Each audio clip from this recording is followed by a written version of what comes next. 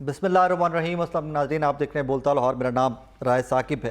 नाज़रीन, हमने हमेशा सुना कि पाकिस्तान की भाग दौड़ अगली जनरेशन ने संभालनी है, हमारा फ्यूचर है बच्चे, इनके ऊपर जितनी भी मेहनत की जाए कम है। उसके लिए बेहतर एजुकेशन, जितना मज़ीद स्कूलिंग सिस्टम को बेहतर किया जाए, बच्चों की तालीम के ऊपर घर से भी मेहनत की जाए, स्कूल में मेहनत की जाए, तो तभी जाकर पाकिस्तान एक बेहतर ट्रैक पे आ सकता है और बच्चों को मज़ीद सिक्योर उनका फ्यूचर बनाया जा सकता है। यही रीज़न कि कल को जब ये हमारी जनरेशन, जो मौजूदा जनरेशन है, इन द फ्यूचर जब ये पाकिस्तान की भाग दौड़ संभालेगी तो पाकिस्तान ट्रैक के ऊपर चलते हुए तरक्की करेगा। बट डिजिटलाइजेशन जब हुई, जब इंटरनेट का रेवोल्यूशन आया, तो उसमें चीज़ें इतनी बदल गई कि जो आप और मैं नहीं कर सकते, जिसके लिए हम कहते हैं कि बच्चों को तालीम दी जाए, मुझे एहसास होना स्टार्ट हो गया कि बच्चों से पहले हमें तालीम की ज़रूरत है। And as a matter of fact कि जो हमारे फैमिलीज़ के यंगस्टर्स हैं, हम उनसे आए ना आए दिन कुछ ना कुछ आईटी के बारे, कुछ इंटरनेट के बारे, कुछ एप्लीकेशंस के यूजेज के बारे we learn from them, which is very good. बच्चों का आलमी दिन है, इसीलिए मैं चाहूँगा कि बच्चों के बारे में ही बात की जाए और बच्चों से और उनके पेरेंट्स से बात की जाए कि यार आज के बच्चे हमसे इतना आगे हैं, but even then Pakistan track पे क्यों नहीं आ रहा। ये सवाल पेरेंट्स का और बच्चे हमसे किस तरह आगे हैं, उसकी एक मिसाल सिर्फ आपके सामने रखूँगा कि माशाल्लाह पाकिस्तान के बच्चे कितने ब्रिलियंट हैं। अगर उनको प्रॉपरली पॉलिश किया जाए, उनको वो एटमॉस्फेयर दिया जाए कि जिसमें वो प्रॉस्पर कर सके, तो कल को ये भी गूगल, कल को ये भी ट्विटर, कल को ये भी फेसबुक, इन तमाम ऑर्गेनाइजेशन के CEO पाकिस्तानी बच्चे भी हो सकते हैं। बहरहाल मेरे साथ स्टूडियोज़ में रयान मंजर साहब मौजूद हैं, 9 साल के हैं, फ्रीलांसर हैं और शायद बहुत सारे लोग जो इस टाइम स्टूडियो में मौजूद हैं और हमारे दफ्तर में इर्द गिर्द मौजूद हैं, ये 3 घंटे डेली काम करके माशाल्लाह उनसे ज़्यादा 9 साल की उम्र में कमा लेते हैं। मैं हमेशा से कहता हूँ कि पैसे कमाना गोल नहीं है, ज़िंदगी में कुछ करना, ह्यूमैनिटी के लिए कुछ करना, मुल्क के लिए कुछ करना, कौम के लिए कुछ करना, गोल वो है। बट सर्वाइवल के लिए ऑब्वियसली पैसे कमाना भी बहुत ज़रूरी होता है। लिहाजा अभी से रयान जो हैं ये 3 घंटे काम करते हैं और अच्छी खासे पैसे, हमारे जो स्टाफ है दफ्तर का उससे ज़्यादा कमा लेते हैं। मैक्सिमम $1500 तक अब तक ये कमा चुके हैं। डिजिटल मार्केटिंग और ग्राफिक डिज़ाइनिंग का काम 3 साल में उन्होंने सीखना स्टार्ट किया। Now he is 6, so now he is 9, so basically he has experience of 6 years. Ryan के साथ मंजर साहब हैं जी, रयान के वालिद हैं, सिविल इंजीनियर हैं, मेरे साथ वो भी स्टूडियो में मौजूद हैं। बिफोर इट के मैं रयान से गुफ्तगू का स्टार्ट करूँ, मैं मंजर साहब से गुफ्तगू का आगाज़ करना चाहूँगा कि इनको रयान की कैपेबिलिटीज़, एबिलिटीज़, इसका ब्रेनी होना आइडिया कब हुआ। मंजर साहब अस्सलाम वालेकुम जी, कैसे हैं भाई आप? खैरियत से हैं? ठीक ठाक हैं? Thank you for coming to the studio. सबसे पहले मुझे ये बताइए कि ये छोटा सा जो स्टार है हमारा, इसका आपको कब आइडिया हुआ कि इसका इंटरेस्ट आईटी की तरफ और कंप्यूटर्स की तरफ बहुत है? आपने बहुत अच्छा क्वेश्चन किया कि मैं आपको बताऊं कि जब सबसे पहले इनका इंटरव्यू अभी जो है कोई 2 महीने पहले हुआ था जी, तो उस वक्त जो है हमें रेयान ने एक ऐसे ही नंबर उधर डाल दिया था। उन्होंने पूछा जी कि आपको नंबर देना चाहेंगे, तो नंबर दे दिया। तो वहाँ पे मुझे बहुत ज़्यादा कॉल्स आनी स्टार्ट हो गई। तो उन कॉल्स में ये पूछे जाने वाला सवाल था कि इसकी ग्रूमिंग कैसे हुई। तो मैं सबको यही कहता हूँ कि ग्रूमिंग जो है ना, उसके लिए पेरेंट्स को टाइम देना पड़ता है। उसके बगैर नहीं है वो। मतलब हर बंदा उठ के कहता है जी कि हमारा बच्चा कैसे कर सकता है जी, हमारे बच्चे को भी करवाएं जी, हमारे बच्चे को। तो पेरेंट्स जब तक टाइम नहीं देंगे, पेरेंट्स अगर अपने जो है ना वो मोबाइल में लगे रहें, ठीक है, तो बच्चे अपना कुछ जो है ना इसी तरह मोबाइल पे, टीवी पे, कहीं कंप्यूटर पे वो कुछ करते रहें, तो उस तरह नहीं हो सकता। फिर ना बच्चों को टाइम देना पड़ता है और हमने टाइम दिया है। आपकी बेगम क्या करती हैं? हाउसवाइफ है? हाउसवाइफ है। ओके, मतलब फुल टाइम बच्चों को देनी जी, फुल टाइम बच्चों और आप जॉब कर रहे थे और ये? जी ठीक है। फिर मतलब स्कूलिंग को टोटली जो है ना वही देखती हैं। मैंने कभी जो है ना, मुझे पता भी नहीं है कि इनका होमवर्क क्या है, कभी आया है, क्या हुआ, सारा कुछ वही देखती हैं। ठीक है, मैं कुछ भी नहीं करता। पढ़ी लिखी हैं वो भी? जी अल्हम्दुलिल्लाह, वो MA है। फेयर इनफ, ठीक है जी। तो ये 3-3.5 साल का था उस वक्त जो है ना, इसमें थोड़ा सा वो मुझे फील हुआ कि ये शाय फील है। हम सऊदीया में थे तो वहाँ पे मैंने मुख्तलिफ लोगों से डिस्कशन स्टार्ट की कि भाई ये मेरा बच्चा जो है ना वो शाय फील मुझे फील हो रहा है, तो ये बड़ा हो गया, इसमें ये चीज़ें जो है ना वो पेनिट्रेट ना हो जाए। तो वहाँ से मैंने स्टार्ट लिया था। इसकी एक जो है ना वहाँ पे एक एकेडमी थी जो बच्चों की ग्रूमिंग करवाते थे। वहाँ पे जो है ना इसको हमने एडमिशन दिलवाया, वहाँ से स्टार्ट किया था। उसके बाद जो है ये 2019 में इसका एक ऑनलाइन एकेडमी थी अमेरिकन बेस्ड प्लैनेट स्पार्क के नाम से, उसमें इसका एडमिशन करवाया था, वहाँ से इसने पब्लिक स्पीकिंग सीखी। Very nice. तो इस तरह जो है ना वो इसकी ये ग्रूमिंग हुई, और साथ इसको जो है ना अपना शौक़ था कि मैंने मतलब शुरू से दाएं बाएं अपने कज़न्स को देखता था कि जी वो फलाना आईटी इंजीनियर बन रहा है, सॉफ्टवेयर इंजीनियर बन रहा है, जो बड़े वो थे। जी। तो ये कहता था कि मैंने सॉफ्टवेयर इंजीनियर बनना है, बस मैंने इसका उसी लाइन में जिधर ये जाना चाहता था उसी में इसका जो है ना इंटरेस्ट भी डेवलप किया और इसको फैसिलिटेट भी किया। हेल्प करते गए कि जो जो रिक्वायरमेंट्स हैं वो साथ। एग्जैक्टली। रयान साहब कैसे हैं आप? जी मैं ठीक हूँ। आप खैरियत से हैं? आई एम सॉरी कि आप लेट हमारे पास आए। आई एम श्योर कि आपका बेड टाइम होगा, ये सोने का टाइम होगा, बट हमारे शो का टाइम अनफॉर्चुनेटली ऐसे ही था। अच्छा रयान, कैसे इंटरेस्ट डेवलप हुआ कंप्यूटर्स में, आईटी में? जिस तरह मेरे बाबा ने बताया, पहले मम्मा पापा मुझे गाइड करते थे, उसके अलावा डिफरेंट पब्लिक स्पीकर्स को सुनता था। किस किस को? आज़ाद चाय वाला, काशिम मजीद, मिस्टर राव, सईद हुसैन, शाम सरवर। ये मोटिवेशनल स्पीकर हैं सारे, जी या ये बिजनेस आइडियाज़ लेके आते हैं कि नए बिजनेसेस? अब चाय वाला जो जो आपने नाम लिया है तो वो तो जी जी, ये बेसिकली मोटिवेशनल नहीं है। मोटिवेशनल तो ये कासिम अली शाह साहब नहीं, लेकिन ये भी तो उनको बिजनेस सुनता आइडियाज़ था। नए लेके आते हैं ना जी, सारे। वो जो है ना ऑनलाइन अर्निंग से रिलेटेड जो है ना वो सारा मतलब बिकॉज मेरी कोई बहुत ज़्यादा मैं इस पर नहीं सुनता ऑनलाइन लोगों को, मैं बहुत ज़्यादा, क्योंकि अपने काम में इतना बिजी होना होता है, तो मुझे बहुत ज़्यादा आइडिया नहीं है। लेकिन एक आधा नाम इनमें से मैं जानता हूँ कि वो बिजनेस आइडियाज़, एंटरप्रेन्योरशिप के नए आइडियाज़ वो लेके आते हैं। ऐसे ही है। तो फिर आपको बिजनेस की तरफ क्यों नहीं गए? आपको कोई बिजनेस आइडिया क्यों नहीं आया? कोविड के अंदर जब ये इनको देखना स्टार्ट किया था, तो तब आप बिजनेस कितने साल के थे तब? बेसिकली 23, 4 साल, तो तब आप 5 साल के हो गए। जी, अराउंड 5 इयर्स। ऐसे ही 5 to 6 years। हाँ 5 to 6 ईयर। तो इनको देखना स्टार्ट हुआ, जी देखते देखते आपको भी लगा कि यार ये मैं कर सकता हूँ। हाँ जी। फिर यूट्यूब से पहले स्टार्ट किया सीखना, फिर बाबा ने एक ऑनलाइन एकेडमी थी पिंक आर्ट डिज़ाइन, वहाँ से ग्राफिक डिज़ाइनिंग करवाई।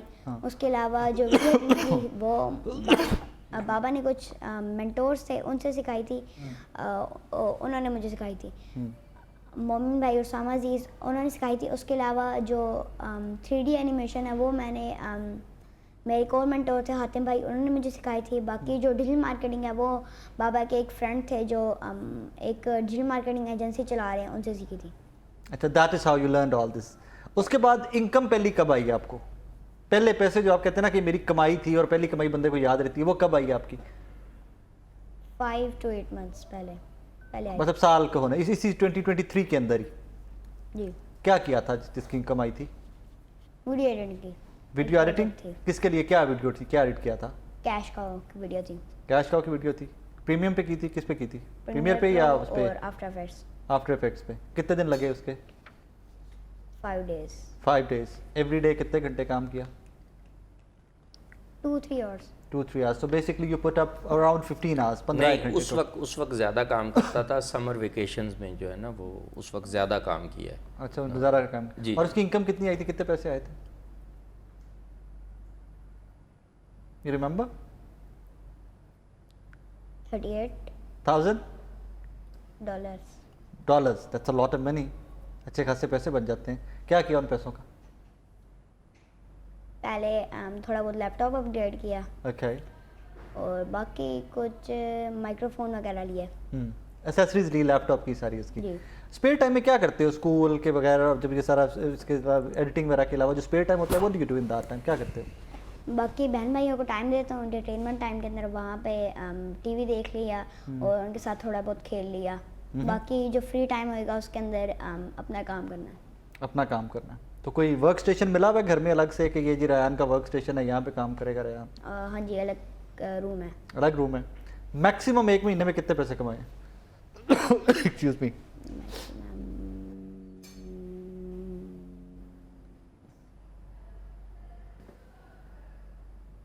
कोई आइडिया है, कोई याद पड़ता है कि मैक्सिमम जी मैंने $100 $200 मंथ में $500? बेसिकली हमने उससे वो कहा हुआ है कि फिगर अपनी को सामने ना लाया करें। ओके, फेयर ना, हाँ, तो इस वजह से वो जो है ना थोड़ा सा फेयर ना, सोच ठीक है में ठीक पड़ है। वैसे भी इनकम जो है वो सीक्रेट ही रखनी चाहिए ऐसे। But what I am trying to ask is, क्या मैं जो पूछना चाह रहा हूँ कि क्या जो आप अभी कर रहे हो ये प्रॉपर प्रोफेशन है या अभी पार्ट टाइम है? प्रोफेशन है प्रॉपर प्रोफेशन है, इसमें जितना बंदा ग्रो करता जाएगा उतनी इनकम ऑब्वियसली बढ़ती जाएगी। जी और आप फर्दर एजुकेशन भी कंप्यूटर साइंस में लेके आगे चलोगे जी। या कोई और भी है कोई बीच में डेविएशन? मतलब- बाकी अभी एक हिफज कर रहा हूँ, वो ज़्यादा टाइम उसको देना है, बाकी जो फ्री टाइम एजुकेशन को ज़्यादा टाइम देना है, और जो फ्री टाइम है एज अ हॉबी आपने इन चीज़ों को बाकी सबको जी। क्या क्या कर लेते हो? एडिटिंग के अलावा क्या क्या कर लेते हो? ग्राफिक डिज़ाइनिंग और digital marketing. Digital marketing, digital marketing में क्या क्या आता है? अभी फेसबुक एड्स और गूगल एड्स भी मैं कर रहा हूँ। उस पर कर रहे हैं तो जो मतलब मैंने अगर ऐड लगवाना है तो मैं आपसे कांटेक्ट करूं कि जी मेरा ये ऐड फेसबुक के ऊपर या गूगल एड्स पे लगा दें? कर सकते हैं। नहीं, हाउ डू यू ऑपरेट, कैसे काम करते हो कि लोगों के ऐड लगाते हो आप? कुछ अपने भी होते हैं कि मैं सिखा रहा हूँ Okay. यूट्यूब चैनल पे, Okay. रियांश वर्ल्ड के नाम से। ठीक है, वहाँ पे उसके बाद मैं सिखा रहा हूँ तो लोगों को बताने के लिए अवेयरनेस ऐड चला दी। All right, fair enough fair enough. कितने सब्सक्राइबर्स हैं आपके यूट्यूब पे? 30 है। 30K? Yes. That's a lot. 30,000 that's a lot. तो मेरे से तो ज़्यादा होंगे यार आपके, फिर अच्छे खासे हैं। तो मैं मेरे कोई काफ़ी टाइम के बाद आपसे ऊपर गए हैं, बट यस। तो यूट्यूब पे रेगुलर वीडियोस कर रहे हो? जी डेली की एक? जी, डेली के। डेली के क्या, और Regular. कितना कंटेंट लाइन क्या रखते हो? क्या कंटेंट होता है? यही कंप्यूटर साइंसेस के ऊपर और या मोटिवेशन किसके ऊपर रखते हो? कुछ अभी यूट्यूब के ऊपर अपडेट्स चल रही हैं मोनेटाइजेशन की, और वो अभी डाल रहे हैं, रेगुलरली अपडेट्स डाल रहे हैं जो आ रही हैं। अच्छा, आप पढ़ते हो वो इन्फॉर्मेशन इकट्ठी करके लोगों तक पहुंचा रहे हो कि ये हो रहा है? जी, जो आर्टिकल्स आ रहे हैं अभी IVF for You के नाम से, उसके बारे में वीडियोस बना के, बाकी वही लेक्चर्स डाल रहा हूँ। लेक्चर सिखाने के लिए जो है ना वो इसने वही जो खुद से सीखा है वो आगे लोगों को जी, सिखाने के लिए। exactly, फेयर ऐसे इनफ ही। Fair enough. जी। फ्यूचर प्लान्स क्या हैं? मेरा एक विजन है 2025 के 2025 तक पाकिस्तान के जितने भी स्टूडेंट्स हैं उन सबको इन स्किल्स की अवेयरनेस देनी है, ताकि वो भी अपनी स्टूडेंट लाइफ से अर्निंग स्टार्ट कर सकें और अपना पाँव पर खड़े हो सकें। अच्छा, मुझे जिस तरह आपके फादर पहले बात कर रहे थे कि आपका जो स्टार्ट बचपन का इनिशियल फेज़ है वो सऊदी अरेबिया में गुजरी। पाकिस्तान कब आप लोग आए? कोविड के दिनों में आए पाकिस्तान आप लोग? जी कोविड-19 के दिनों में आप लोग आए। सऊदी अरेबिया बेहतर था या पाकिस्तान बेहतर है? वैसे एजुकेशन के हिसाब से सऊदी अरब बेहतर है, बाकी कोविड के अंदर तो फिर सऊदी अरब भी। हाँ, पूरी दुनिया हिल गई थी ना, तब तो पूरी दुनिया ही बंद हो गई थी एट दैट टाइम। अभी आपको चांस मिले कि जी रायान साहब वापस जा सकते हैं सऊदी अरेबिया, अगर आप जाना चाहें, पाकिस्तान में रहना चाहें, पाकिस्तान में रहना है, कहाँ जाएंगे? नहीं, पाकिस्तान में ही रहना है। पाकिस्तान में? क्या वजह? लोगों को सिखाना है। लोगों को सिखाना है तो वो तो Awareness देनी है। सऊदी अरेबिया भी बैठ के सिखा सकते हैं। यूट्यूब तो वहीं बैठ के वीडियोस भी कर सकते हैं हम। उससे कम बढ़ता है। लोग कहते हैं कि ये बाहर रह के कर रहा है, बाहर तो उसको इन्वायरमेंट मिलता है। हाँ, यस यस, हाँ, ये एक बड़ी दूसरा- टेक्निकल चीज़ है। That is why I asked this question कि जो बच्चा बाहर बैठा हुआ परफॉर्म कर रहा होता है ना, हम पाकिस्तानी बड़ी अजीब सी नेशन है, हम एलिगेशन ये लगा देंगे खुद बाहर बैठा हुआ जी, इतने अच्छा एटमॉस्फेयर मिला हुआ है वहाँ पे बच्चा, वहाँ पे तो कोई भी कर लेगा। तो फिर पाकिस्तान में जिस तरह रयान कह रहे हैं कि पाकिस्तान के अंदर बैठ के जब सिखा रहा हूँ तो कम से कम लोगों के पास अजीब, ये I am sorry to say that but it's sad and sorrow situation कि एक बच्चा जो पाकिस्तान का नाम रोशन कर रहा है, जो आपके लिए बहुत सारे नए वेज आउट दिखा रहा है आपको कि यार this could be done, this could be done, हम उसी की ज़ात के ऊपर ये सवाल उठा दें कि यार सऊदी अरेबिया में पड़ा हुआ है, वहाँ पे हालात बहुत बेहतर थे, इस वजह से परफॉर्म कर लिया, वरना पाकिस्तान में तो परफॉर्म नहीं किया जा सकता था। लिहाजा वो पाकिस्तान में बैठ के अब आपके और मेरे सामने परफॉर्म कर रहे हैं कि यार नहीं, it's not me only, I would like कि जितने और लोगों को, जितने और स्टूडेंट हैं उनको मैं मैक्सिमम सिखा सकूं कि भाईजान आपने भी ये किया जा सकता है। अच्छा मंजर भाई, इस सारे काम को, क्योंकि मैं खुद भी डिजिटल पे काम करता हूँ थोड़ा बहुत, so I know inside out of it, इसमें इवेंचुअली एक फेज़ आ जाती है कि हमारी जो प्राइम जॉब है, जिस तरह मेरी ये जॉब है जी ये प्राइम जॉब आपकी पीछे रह गई होती है और आपकी डिजिटल की इनकम जो है वो इससे बहुत ज़रा आगे चली गई होती है। जी आप जब रायान की इनकम देखते हो तो आपको नहीं लगता कि मैं अपनी नौकरी छोड़ के फील्ड चेंज करके मैं भी डिजिटल की तरफ आ जाऊँ? It's a serious question as a matter of fact.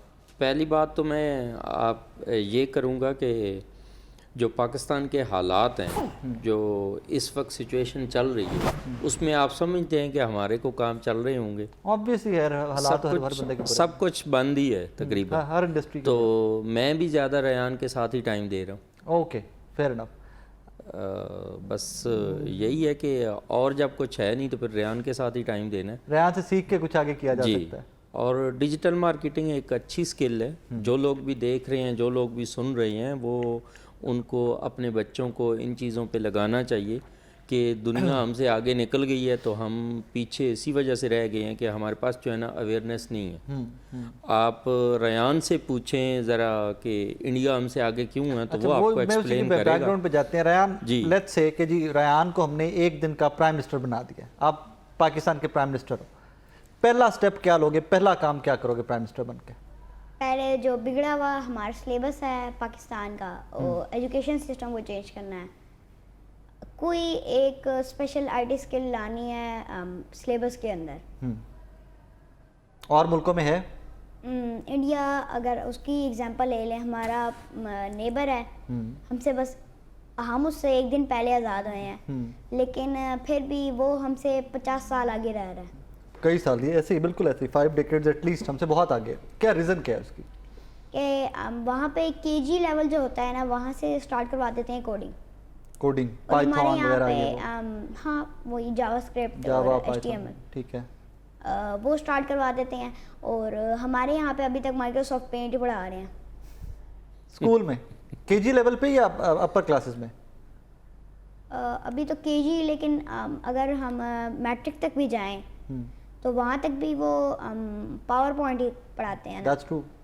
जिस ज़माने का मैं पढ़ा हूँ, हमें तो यूनिवर्सिटी में पावर पॉइंट जाके पढ़ाया जाता था। पाइथन वहाँ तक उनकी सारी बेसिक्स कंप्लीट करवा दी जाती हैं मैट्रिक तक। हाँ, इंडिया में हाँ, पाइथन बहुत बड़ी लैंग्वेज है, पूरी करवा देते हैं तो दुनिया चली, मतलब चले जी। पाइथन अगर ना भी करवाते हो ना, तो वो देखें कि जो मैंने स्टडी किया है या जो मेरी इन्फॉर्मेशन है, वहाँ पे जो है जिस एकेडमी मैंने इसको एडमिशन दिलवाया था, उनसे पूछा था, तो उन्होंने कहा था कि नहीं जी, हम जो है वो बच्चों को छोटी छोटी गेम्स बनानी सिखाते हैं, छोटी छोटी, और छोटी छोटी एप्लीकेशंस, कि वो जो यूज़ कर रहे हैं उनको एटलीस्ट पता हो कि इनके पीछे ये किस तरह बनी है, ये कैसे आई है। ठीक है, तो हमारे यहाँ जो है वो सिलेबस, जब ये इमरान खान साहब की हुकूमत थी, इन्होंने वो सिलेबस चेंज करने की बात की थी, तो उस वक्त मैं पर उम्मीद था कि ये शायद जो है ना इस चीज़ को कर जाएंगे। रोक लिया गया ना बीच में, उसी में वो सिलेबस वाला भी के जो है उसको मामले को भी कोर्ट में ले गए। बहुत सारे लोगों ने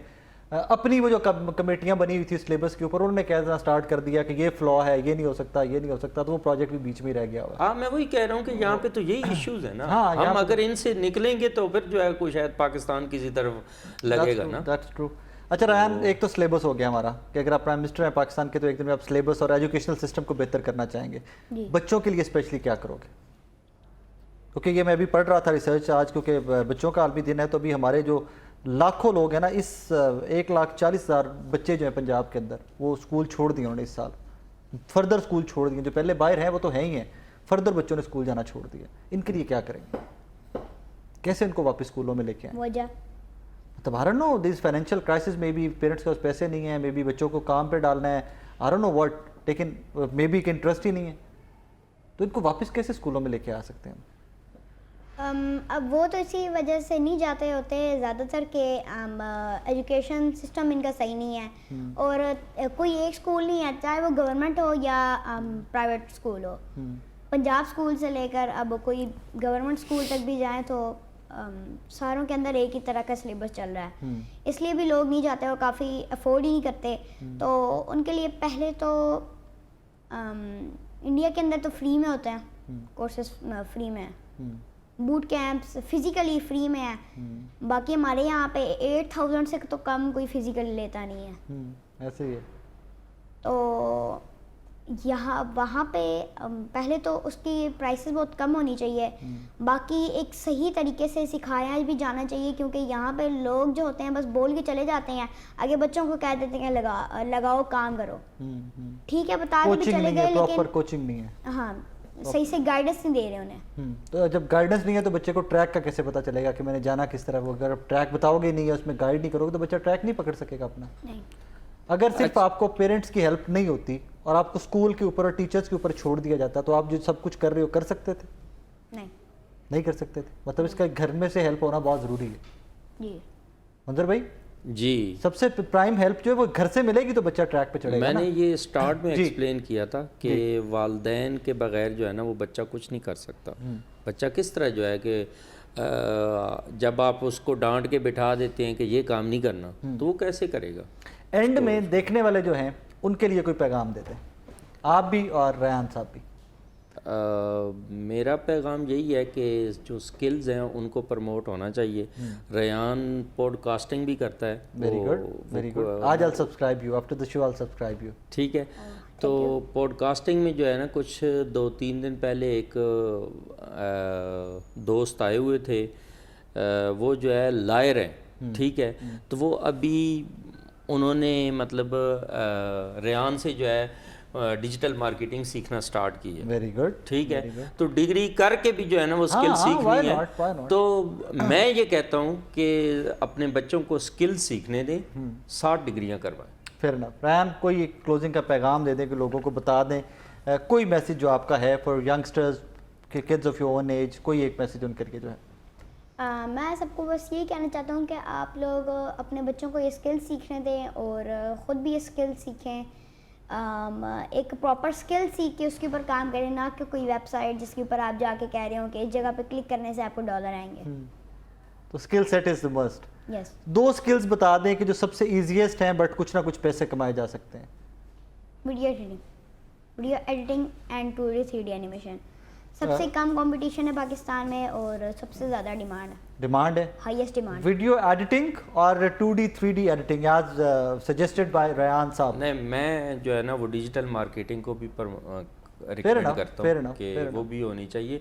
वीडियो एडिटिंग इसलिए कि वीडियो एडिटिंग हमारे पाकिस्तान में लोगों को पता ही नहीं कि गोरे क्यों करवाते हैं। जो देखने वाले हैं वो ज़रा सर्च कीजिएगा कि कैश को वीडियोस जो है वो गोरे क्यों हमसे करवाते हैं, और वो आपको देखें कि आपका प्रोजेक्ट, छोटा प्रोजेक्ट आप डील कर सकते हैं कि उसने 10 वीडियो बनवानी है, आपको जो है ना $20 पर वीडियो मतलब इस तरह मिल जाता है। वो आप जल्दी उसको कंप्लीट कर लेते हैं। जो देखने वाले हैं शायद उनको पता नहीं होता, लोग कहते हैं कि वीडियो एडिटिंग क्यों करवाएंगे। अच्छा, ये जो कैश को वीडियोस का जिनका आपने जिक्र किया है जी, $20 एक वीडियो के लेट से मिलते हैं जी, Let's say। मतलब कई $100 भी चार्ज करते होंगे, 50 भी करते होंगे। मैं वैसे एक ये टाइम कितना है? ये लेट से अगर एक वीडियो $50 मिलते हैं आपको, जी, इसमें कितना टाइम चाहिए होता है एडिटिंग के लिए? 2 to 3 डेज आपके लग ही जाते 2 to 3 डेज। और लेकिन 2 दिनों में आप $12,000 बना सकते हैं। लेकिन देखें कि अगर जो है आपकी जब प्रैक्टिस हो जाती है हाँ, तो उस वक्त फिर जो है आप इस तरह घंटों में हो जाता है काम।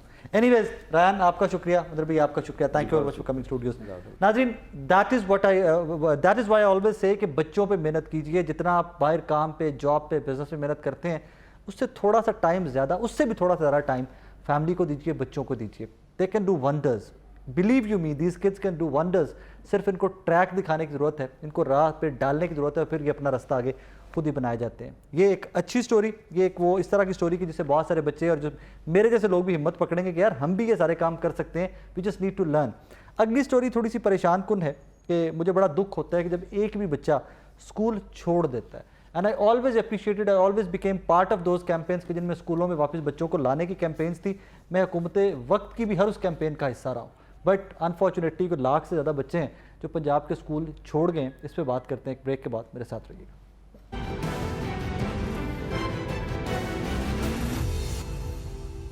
वेलकम बैक नाज़रीन। जिस तरह ब्रेक पे जाने से पहले हम एक बड़ी खूबसूरत सी स्टोरी आपके लिए लेके आए कि कैसे हमारे आज के बच्चे जो हैं कितने ब्रिलियंट हैं, हाउ दे आर प्रोग्रेसिंग, कैसे वो नई नई राहें तलाश कर रहे हैं। लेकिन ये बच्चे सारे जो नई नई राहें तलाश कर रहे हैं, जो बेहतर और रोशन मुस्तकबिल के लिए, ये सिर्फ तालीम के सर पे तलाश कर रहे हैं। और ये तालीम तमाम बच्चों के लिए बहुत ज़रूरी है। अनफॉर्चुनेट सी बात है कि ये स्टोरी मेरे सामने जो पड़ी हुई है, इसको पता नहीं बंदा बयान भी करे आपके सामने तो कैसे बयान करे, क्योंकि 1,40,000 के करीब सूबे भर के जो स्कूल हैं उनमें से बच्चों ने स्कूल जाना छोड़ दिया है। सिर्फ लाहौर की जो इनरोलमेंट कमी आई है ना, वो 24,000 के करीब है कि 24,000 बच्चे सिर्फ लाहौर के स्कूलों में इनरोलमेंट में कमी आई है। गवर्नमेंट आए दिन दावे करती है कि जी हम विल मेक श्योर कि मैक्सिमम बच्चे स्कूलों में आएँ, विल मेक श्योर कि हमारा एजुकेशन का स्टैंडर्ड बेहतर हो, टीचर्स के आए दिन जो हैं उस पे ऊपर कभी FIRs हो रही हैं, कभी गिरफ्तारियां हो रही हैं टीचर्स की। So I don't know what next is left कि सारे करके ये सारे हरबे आजमा के भी ना आप लिटरेसी रेट बेहतर कर सके, ना आप एजुकेशन की क्वालिटी बेहतर कर सके। उल्टा आपने हुकूमती पॉलिसियाँ जो हैं उन्होंने जितना डिस्करेज कर दिया बच्चों को, उनकी फैमिलीज़ को, कि 1,40,000 से ज़्यादा बच्चे स्कूल छोड़ गए हैं। काशिफ चौधरी साहब मेरे साथ स्टूडियो में मौजूद हैं। काशिफ भाई आपका शुक्रिया। राना लियाकत साहब मेरे साथ स्टूडियो में मौजूद हैं। काशिफ भाई लेट्स स्टार्ट विद, आए दिन गवर्नमेंट कैंपेन्स करती आई है कि जी हम एनरोलमेंट बढ़ा रहे हैं, हम बच्चों का नंबर बढ़ा रहे हैं, बहुत मेहनत कर रहे हैं कि मैक्सिमम बच्चों को स्कूलों में लेके आएँ। 1,40,000 बच्चे स्कूल छोड़ गए हैं सरकारी। बिस्मिल्लाहिर्रहमानिर्रहीम। मैं ये जो आप कैंपेन्स की बात करते हैं ना, ये कैंपेन्स होती हैं या तो अवान इकबाल में या अलहमरा में या PC में या आवारी में। तो आपने दाखिल करना है बच्चों को गवर्नमेंट स्कूल्स के अंदर, तो आप उनके लिए अगर इस तरह की कैंपेन्स करेंगे तो मेरा ख्याल इससे तो कोई असर नहीं पड़ता। फिर आप मीडिया आ जाता है, आप वहाँ तस्वीरें खिंचा लेते हैं, आप एक बटन दबा देते हैं कि जी दाखिला कैंपेन कल से शुरू होगी। ग्राउंड पे क्या किया आपने इसके लिए? आपने दाखिले करने हैं तो आपका काम बनता है किसी स्कूल में खड़े हो, फिर ना सरकारी स्कूल में जाकर, सरकारी स्कूल में जाए ना, आपके पैसे भी बचेंगे हुकूमत के। और हमने देखे जी और इस बहाने मैं समझता हूँ कि सरकारी स्कूल की हालत भी संभल जाएगी, आपके आने से कोई पेंट शेंट भी हो जाएगा सारा। और उस बहाने से जो है ना उस स्कूल के अंदर दाखिला भी बढ़ जाएगा। आप चलो साल में 2 दफा दाखिला मुहिम का इफ्तिताह करते हैं, साल में 2 दफा, 2 दफा रंग रोगन हो और जाएगा। 2 दफा 2 स्कूल तो समझ जाएंगे ना। तो इसलिए ये कैंपेन्स की बात तो एक तरफ एक साइड पे है। असल मसला है कि जब आपने पिछले 5 सालों के अंदर गवर्नमेंट स्कूल्स के अंदर कोई एक सरकारी टीचर भर्ती नहीं किया, इस वक्त 1.25 लाख असातिज़ा की असामियाँ खाली पड़ी हुई हैं। 1.25 लाख 1.25 लाख। 1.25 लाख। और उसके साथ साथ दूसरी जो मिजरेबल कंडीशन है प्राइमरी स्कूल्स की, मैं समझता हूं कि हमारी हुकूमत को प्राइमरी सेक्टर के ऊपर तवज्जो देने की ज़रूरत है। पूरी दुनिया के अंदर प्राइमरी असातिज़ा और प्राइमरी की एजुकेशन ही प्राइम जो है वो फैसिलिटी है। जैसे कि उसकी वजह यह है कि प्राइमरी स्कूल्स के हमारे यहाँ ये हालत है कि हमारे कोई 15 से 20 हज़ार प्राइमरी स्कूल ऐसे हैं जो अरसा कई सालों से जिनके अंदर सिंगल टीचर पढ़ा रहा है या 2 टीचर पढ़ा रहे हैं। बिल्कुल। आप मुझे बताएं कि एक तरफ प्राइवेट स्कूल खुल गया है गांव के अंदर, दूसरी तरफ उसी गांव के अंदर गवर्नमेंट स्कूल है, वहां पे एक टीचर पढ़ा रहा है जो 6 क्लासें पढ़ाता है, और 6 क्लासों के साथ हर क्लास के 4-4 सब्जेक्ट पढ़ाता है, 24 सब्जेक्ट पढ़ाता है वो एक टीचर। और दूसरी तरफ प्राइवेट स्कूल खुलता है और उस प्राइवेट स्कूल के अंदर उन्होंने 5-5, 6-6 हज़ार पे बेशक मैट्रिक फेल या मैट्रिक पास जो हैं वो बच्चियां रखी होंगी पढ़ाने के लिए, और वहां 7, 8, 9 टीचर्स वालदैन को नजर आते हैं। तो उस तरफ जाएंगे। वालदैन ये नहीं पूछते कि वो पढ़े लिखे हैं कि नहीं। इधर PhD बंदा भी एक बैठा होगा, तो जब आप उसको साथ बाकी असातिज़ा नहीं होंगे, सपोर्टिंग स्टाफ नहीं होगा, और दूसरी तरफ जब आप कंपैरिजन करके प्राइवेट प्राइमरी स्कूल के अंदर आपको 7-8 लोग स्टाफ के भी नजर आएंगे, रिसेप्शन भी नजर आएगी, दाखिला भी नजर आएगा, तो वो वालदैन अट्रैक्ट होके वहां अपने बच्चों को भेजते हैं। तालीम वहां क्या मिल रही है ये एक अलग डिस्कशन है। और दूसरी तरफ आप एक वो प्राइमरी स्कूल आप 15 से 20 हज़ार का डाटा लें ना, क्या ये किसी हुकूमत को नज़र नहीं आता? हमने एक दफ़ा नहीं सैकड़ों दफ़ा मीटिंग्स के अंदर एहतजाज करके ये बात हुकूमत तक पहुंचाई है, लेटर्स लिख लिख के पहुंचाई है कि खुदारा प्राइमरी एजुकेशन के ऊपर तवज्जो दें। हमें तो कभी कभी शक होता है कि शायद इन लोगों के खुद स्टेक हैं प्राइवेट सेक्टर के अंदर, जिसकी वजह से ये लोग अपने गवर्नमेंट सेक्टर के प्राइमरी स्कूलों को सिंगल टीचर या 2 टीचर देकर उससे महरूम कर रहे हैं कि दाखिला हो ही ना, दाखिला हो ही ना। और दूसरी तरफ अगर आप फैसिलिटीज़ की बात करेंगे, स्कूलों के अंदर जो मिसिंग फैसिलिटीज़ है तो वो भी आपके सामने है, अक्सर रिपोर्ट्स चलती हैं। तो इस तरह के मुकाबले के अंदर अगर आप फिर ये कहेंगे कि इतने बच्चे छोड़ गए या इतने बच्चे कम दाखिले हुए, ये जो फैक्ट्स चल रहे हैं, मैं समझता हूं कि ये पिछले 2-3 सालों से जो सेशन के अंदर तब्दीली की गई थी, टाइमिंग जो प्राइवेट स्कूल है ना वो दाखिला अपना करता है जनवरी के अंदर। दिसंबर में वो इम्तिहान लेके अगली क्लासों में बच्चे बिठा के जनवरी में वो दाखिले शुरू कर देते हैं। उसके बाद वो मार्च अप्रैल में फिर से एक दाखिला मुहिम चलाता है प्राइवेट स्कूल। हमारे हाथ बंधे होते हैं, हमें ये कहा जाता है कि जी आपने अब सेशन का आगाज जो है वो 1 अगस्त से करना है, छुट्टियों के बाद। 1 साल ये प्रोसेस चला, अगले साल 1 महीना पीछे आए, हमने शोर मचाया, वो छुट्टियों से पहले आ गया। फिर 1 महीना, अब 3 सालों में वो सेशन ठीक होते होते होते अब इस साल 1 अप्रैल से दाखिले होंगे। अब ठीक हो गया, तो इंशाल्लाह इस साल कोई हमें बेहतरी की उम्मीद नजर आती है कि दाखिला उसमें बेहतरी होगी। और लेकिन ये जो एक स्टूडेंट 1.5 लाख का जो गैप पड़ गया है, इसको वापस कैसे लेके आएंगे? यही बता रहा हूँ कि ये जो स्टूडेंट आपके सामने अभी तक नजर आ रहा है, ये बेसिकली छोड़ के नहीं गया। ये जो 3 साल पहले कोरोना के दौरान जो बच्चे स्कूलों से उस वक्त के छोड़े थे, उनकी कमी पूरी नहीं हुई अभी तक। वो आगे लगा चलता, वो जो बच्चे वालदैन ने कोई रिक्शा चलाने पे लगा दिया उस दौरान, गवर्नमेंट स्कूलों के अंदर गरीब बच्चे आते हैं जिनको आप मतलब जूते भी बाज दफा साजा खुद लेके देते हैं, ठीक बात, यूनिफॉर्म खुद लेके देते हैं। तो ये वो वाला एक जो एक फर्क पैदा हो गया हुआ है, उस फर्क को दूर करते और फिर उसके साथ जब सेशन फिर हमारे हाथ बांध दिए जाते हैं कि आपने अपने सेशन में जाके दाखिला करना है, और प्राइवेट स्कूल को ये पाबंदी नहीं होती। अब ये सूरत हाल है कि अब हमने सारा साल दाखिले खोले हुए हैं कि बच्चे, लेकिन वो बच्चे इस वक्त बच्चे आएंगे कहां से, क्योंकि बच्चा तो ऑलरेडी जिसने पढ़ना है वो किसी प्राइवेट स्कूल में या गवर्नमेंट स्कूल में दाखिल हो चुका है। तो जब आप बार बार तजर्बात करेंगे, जब बार बार आप स्टेक होल्डर की को मशावरत किए बगैर आप कभी सेशन आगे करेंगे, कभी इम्तिहान पीछे करेंगे, कभी कुछ करेंगे, अपनी मर्जी के फैसले करेंगे। और दूसरी एक जो इस सबसे बड़ी वजह मैं समझता हूं, वो आपने टीवी के ऊपर पिछली हुकूमत ने दावे करते हुए कि जी 80-85% वालिदैन चाहते हैं कि ज़रिया तालीम उर्दू मीडियम में होना चाहिए। आपने तमाम की तमाम क्लासें उठाई 1 से 8वीं तक, सबको इंग्लिश मीडियम में कर दिया। आप मुझे बताएं कि जो बच्चा पिछले 3 साल उर्दू मीडियम पढ़ता रहा है, वो एकदम 6ठी क्लास में जाके इंग्लिश मीडियम कैसे पढ़ेगा? इसी तरह जो 6ठी 7वीं में जिसने उर्दू मीडियम पढ़ा, आपने 8वीं क्लास के अंदर उसको आहिस्ता करना था ना, उसको आहिस्ता स्टेप वाइज हर काम जब आपने करना होता है। राना तो साहब, आपने दावे तो ये किए कि हम उर्दू मीडियम में सारा निसाब करके और बच्चों को ज्यादा फैसिलिटेट करेंगे, नहीं, लेकिन आपने सारा एकदम इंग्लिश मीडियम राना साहब, जिसकी वजह से तबाही। सॉल्यूशन क्या है, कैसे बच्चों को वापस स्कूल लेके आएं? बिस्मिल्लाहिर्रहमानिर्रहीम।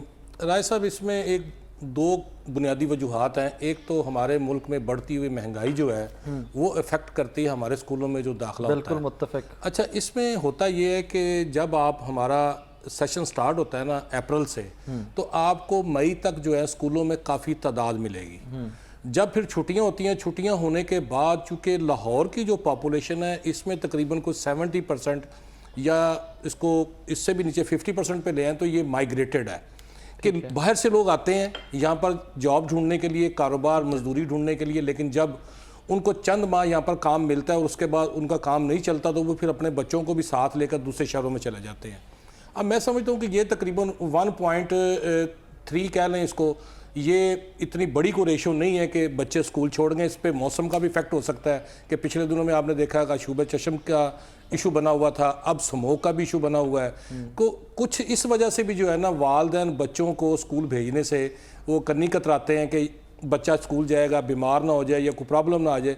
साथ साथ सबसे बड़ी वजह ये है कि जूँ ही बच्चा 6ठी या 7वीं क्लास में आता है, तो वालिदैन की कोशिश ये होती है कि इसको किसी काम पे डाल दिया जाए, ये हमारा हाथ बटाए, खुद भी कमा के अपने लिए भी लाए और हमारे लिए भी लाए। बिल्कुल ठीक है। अब हमारे पास पहले ही 1,18,00,000 बच्चा पढ़ रहा है। जैसे चौधरी साहब ने बताया कि अभी तकरीबन 1.25 लाख असामियाँ खाली हैं, और आप हैरान होंगे कि लाहौर जैसे शहर में 132 तालीमी इदारे ऐसे हैं जहाँ पर सिंगल या 2 टीचर काम कर रहे हैं लाहौर में। और अगर इसको पूरे पंजाब का आप देखेंगे तो ये तादाद जो है तकरीबन 5-6-7 हज़ार रुपये पे चली जाएगी। और दिन ब दिन ऐसे स्कूलों की तादाद बढ़ती जा रही है। उसकी वजह कि आप उस्ताद नहीं भर्ती कर पा रहे, रिटायर हो गया, नया नहीं आएगा, प्रमोट हो गया या रिटायर हो गया। इवन कि हमारे तालीमी इदारों के सरबराहान की पोस्टें खाली पड़ी हुई हैं। हमारे हायर सेकेंडरी पोर्शन जो है वहाँ पर पढ़ाने के लिए फर्स्ट ईयर और सेकेंड ईयर को, अभी वज़ीर आला साहब ने जब पायलट स्कूल को विजिट किया तो उनको अप्रिशिएट करना चाहिए था कि वहाँ पर जो teacher first year second year को पढ़ा रहे थे सब्जेक्ट स्पेशलिस्ट ना होने के बावजूद, और फिर भी रिजल्ट दे रहे हैं वो, लेकिन इसके बावजूद उनको हदवे तनकीद बनाया गया। लेकिन क्या ही अच्छा होता कि उन स्कूल को विजिट करने के बाद वहाँ पर नए असाजा भर्ती करने के लिए इश्तिहार दे दिया जाता। ऐसा नहीं हुआ। तो फिर वालिदैन भी सोचते हैं कि हम ऐसे स्कूल में अपने बच्चे को क्यों भेजें जहां पर एक उस्ताद 6 क्लासेस को पढ़ा रहा है या 2 टीचर जो हैं वो 6 क्लासेस को पढ़ा रहे हैं। ऊपर से आपने उनके ऊपर महंगाई का बोझ, अब पता ही नहीं, सुबह आपको आज जो चीज आप 100 रुपए की लाएं, सुबह वो 110 या 20 की मिलनी है। जितनी महंगाई होगी, यूटिलिटी बिल्स, फिर आपके बिजली के बिल, फिर आपका सुई गैस का बिल, पानी का बिल, हर तरफ से जो है ना हम कमर्शियल अदायगी कर रहे हैं। अच्छा, काशिफ मिर्जा साहब को बेहतर प्राइवेट स्कूल्स की भी नुमाइंदगी। काशिफ भाई कैसे हैं आप, खैरियत से? जी बहुत शुक्रिया। अच्छा काशिफ भाई, सरकारी स्कूलों का तो बुरा हाल हुआ पड़ा है, 1,40,000 करीब बच्चे छोड़ गए सरकारी स्कूल पंजाब के। प्राइवेट स्कूल्स की क्या कहते हैं स्टैट्स? देखें जी, all Pakistan private school federation ने जो 2021 में जो डाटा शेयर किया था गवर्नमेंट के साथ और बाकी इदारों के साथ, उसके मुताबिक जो है पूरे पाकिस्तान के अंदर लगभग कोई 2,69,00,000 बच्चे पढ़ रहे हैं जो प्राइवेट स्कूल में है, जबकि पंजाब के अंदर हमारे जो स्कूल्स के अंदर तलबा की तादाद है वो 1,32,00,000 है। तो इस लिहाज से एक तो अगर आप देखते हैं ना, ये जो आज डिस्कशन हो रही है, इसका एक बुनियादी वजह हमारा तालीम से सिंसियर ना होना है हुकूमती सतह पे। आज से 25 साल पहले हमारी जो आबादी थी वो उसमें 60% इजाफा हो चुका है, और उस वक्त 1,32,000 सरकारी 1,52,000 सरकारी स्कूल थे जो कि आज घटकर 1,31,000 रह गए हैं। और दूसरी तरफ प्राइवेट स्कूल पूरे पाकिस्तान में 2,07,000 है, और अकेले पंजाब के अंदर जो 4,600 स्कूल है। तो इन हालात में आप खुद सोच लें कि पंजाब में 63,000 स्कूल थे आज से 25 साल पहले, और आज वो 52,000 स्कूल रह गए हैं। और उनमें भी जिस तरह अभी आप स्टैट शेयर किए गए हैं कि आप ये देख रहे हैं कि वो खुद कह रहे हैं लाहौर में अगर 1200 स्कूलों में लगभग 132 स्कूल में आपको असातिज़ा की कमी दिखाई दे रही है, और 7-8 हज़ार स्कूल अगर पंजाब में असातिज़ा की कमी है, तो ये तो अबतरी की तरफ से जो सारा सिस्टम जा रहा है। तो कौन पेरेंट चाहेगा कि अपने बच्चे को 70% मिसिंग फैसिलिटीज के साथ उन स्कूलों में भेजे कि जहां पे टीचर से हर वो काम लिया जाए जो कि उससे नहीं लिया जाना, चाहे वो इलेक्शन ड्यूटी है, मार्केट ड्यूटी है, डेंगी, सीवरेज और सैनिटरी, इस टाइप की जाके वो ड्यूटीज दे दी जाती हैं जिससे असातिज़ा का कोई ताल्लुक नहीं, उसका ताल्लुक क्लासरूम से है। फिर जब क्लासरूम में टीचर ना होगा तो पेरेंट्स सफर करते हैं, वो देखते हैं कि हमारे बच्चे जो हैं उनकी तालीम का हरज हो रहा है। और फिर पेंडेमिक से लेकर आज तक तालीमी जो सिलसिला है, हमेशा स्कूल बंद कर दो की रवश ने हमारे बच्चों को तालीम में बहुत नुकसान किया। एक बात खतरनाक है वो ये कि अब जो हमारी मिडिल क्लास भी उसको सफर कर रही है, और वो अपने बच्चों को उठा के छोटे मोटे कामों में लगा रहे हैं, चाइल्ड लेबर का शिकार हो रहे हैं बच्चे। नतीजा ये है कि जब वो बच्चे चाइल्ड लेबर का शिकार होंगे तो वो कभी तालीमी इदारों का जो है वो रुख नहीं करेंगे। इसके लिए जरूरी ये है कि एक तो जो सिंगल एजुकेशन सिस्टम का ये नारा लगाते थे ना हमारे जितने भी पॉलिटिकल पार्टीज थी, और हमेशा कहते थे कि हम इलेक्शन जीतने के बाद 5% जो थे वो इलेक्शन बजट का जो नेशनल बजट है वो एजुकेशन पे लगाएंगे, उनको इसके ऊपर इंप्लीमेंट करने की जरूरत है। तो काजी वापस स्टैट्स पे आइए कि आप लोगों की भी एनरोलमेंट कम हुई है प्राइवेट स्कूल्स की, या आप लोगों की स्टेबल जा रही है?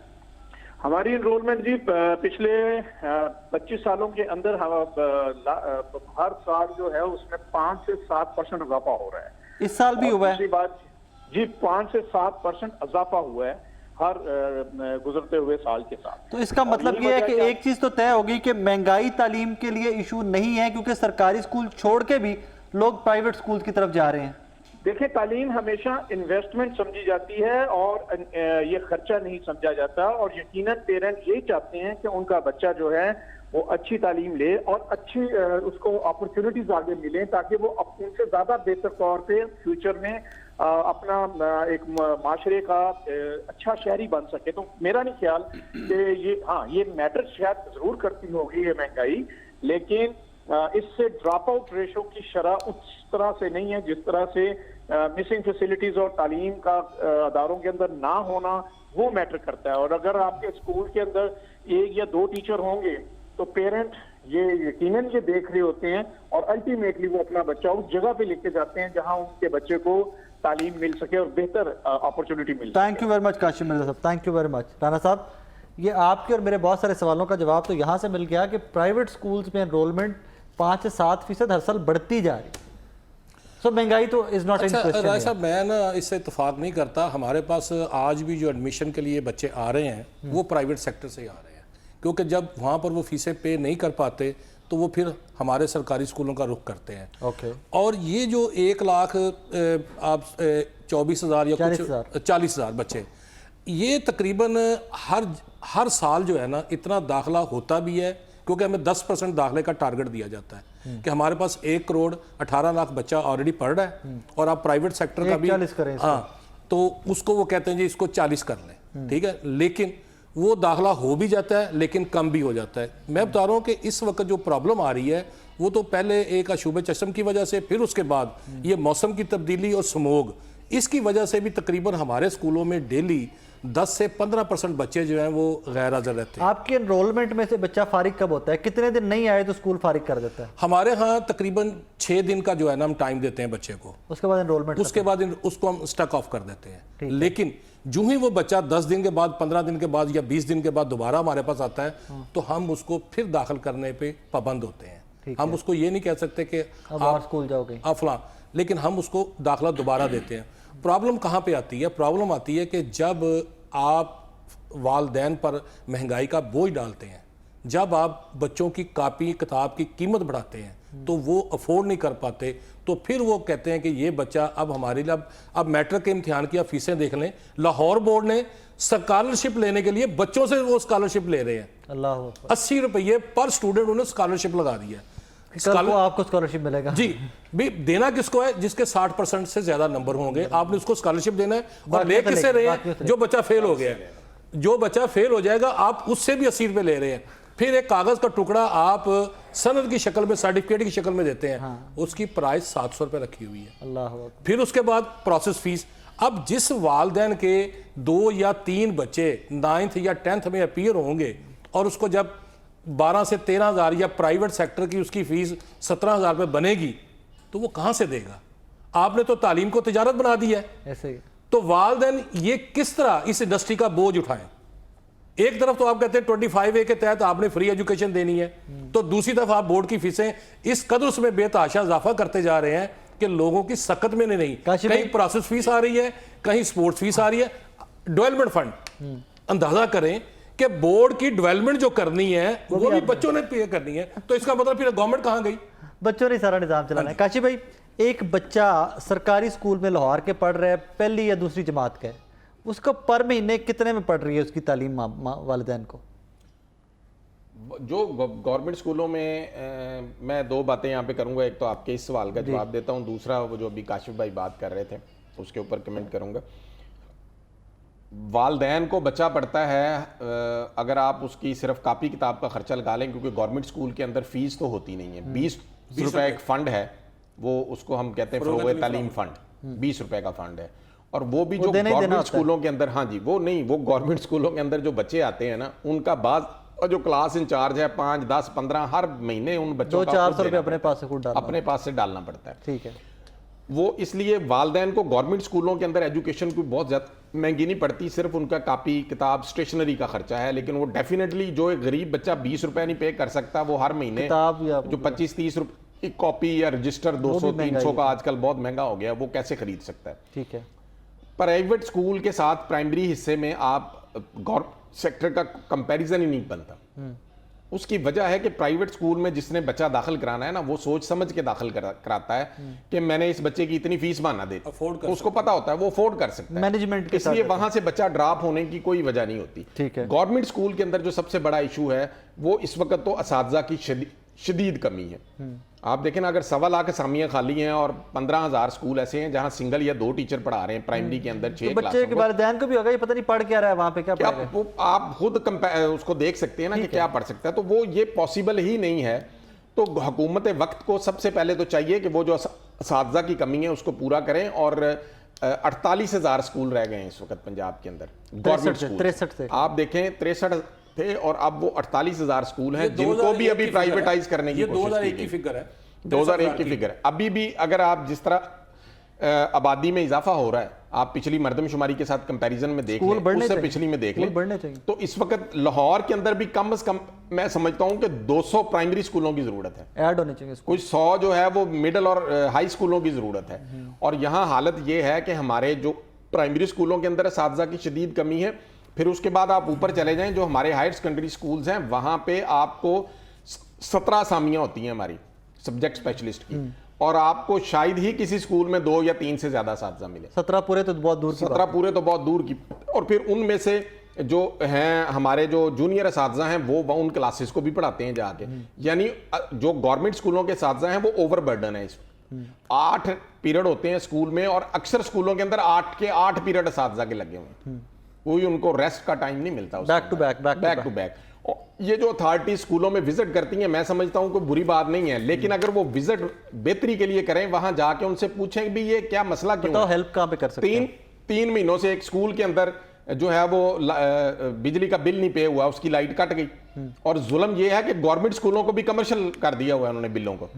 और वो स्कूल को एक एनएसबी आता है, थोड़ा सा दुनिया जहान का काम उस एनएसबी से करना है हमने, तो वो ये नहीं पूछा जाता ना वजीर आला साहब की तरफ से और ना किसी दूसरी अथॉरिटी की तरफ से। स्कूल ने बिल भी खुद ही निकालना है अपना कि ये, हाँ जी, वो उसी चंद पैसों में से फंड में से देना, वो बिल भी कि आपके पास ये लाइट नहीं आ रही थी तो स्कूल में पानी नहीं है, ये मीटर आपका क्यों कटा है, आप पूछे तो सही। अगर फिर किसी प्रिंसिपल का कसूर है, किसी टीचर का कसूर है तो उसको फारग करें, लेकिन अगर आपके पास कुछ नहीं है, आप स्कूल को पैसे नहीं लगाने। सफाई सुथराई जो है वो उस दायरे के लिए लाजमी है। स्वीपर नहीं है, अगर कहीं है भी तो उसको भी आर्जी तौर पर लोन बेस में किसी दफ्तर में लगा दिया गया, किसी सिक्योरिटी, अगर किसी अफसर के घर पे लगा दिया, किसी, मैं अफसर का नाम नहीं लूंगा, लेकिन अगर किसी स्कूल में एक सिक्योरिटी गार्ड है कि जिसने पूरे स्कूल की सिक्योरिटी को देखना है, बच्चों की सिक्योरिटी, वो भी लोन बेस पे कहीं लगा हुआ है, या किसी अफसर की गाड़ी चला रहा है वो, ऐसा ही। यानी कि ये सूरत जब होगी तो फिर मैं ये समझता हूँ कि सरकारी इदारों का जो परसेप्शन है वो बेहतर नहीं होगा।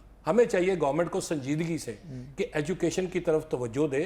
क्या ही अच्छा होता कि इतने लाहौर में 3 माह में या 4 माह में ब्रिज बनाए गए हैं, क्या इतने ही तालीमी इदारे बना दिए जाते? फिर ना इस शहर की ये खिदमत की जाती, इस पंजाब की ये खिदमत की जाती। इसके लाहौर के दुखड़े बंदा क्या क्या रोए काशी भी राना साहब। मैं एक मिनट कर दूं इसके ऊपर कि जब आप किसी भी अथॉरिटी के लिए, मेरे ये गुजारिश है उनसे, कोई भी अथॉरिटी जब किसी गवर्नमेंट स्कूल को विजिट करती है तो खुदारा वहां जाके उस गवर्नमेंट स्कूल के इमेज को आपने जो फैसिलिटीज दी नहीं हुई और जो असातिज़ा मौजूद नहीं है उनकी वजह से आप फिर खड़े होकर मीडिया के सामने डिग्रेड करते हैं। Thank you very much. वहां असातिज़ा का शुक्रिया अदा करें कि वो इस तरह पढ़ा कि इस एनवायरनमेंट में आज का शो आपने देखा, मेरी कोशिश थी कि वक्त मजीद होता, इस पर मजीद बात की जाती, लेकिन इस दुआ के साथ इजाज़त दीजिए कि अल्लाह पाक आने वाले दिनों में पाकिस्तान के लिए, पंजाब के लिए, लाहौर के रहने वालों के लिए बेहतर से बेहतर तालीम हो ताकि मुल्क भी तरक्की कर सके। अल्लाह हाफ़िज़।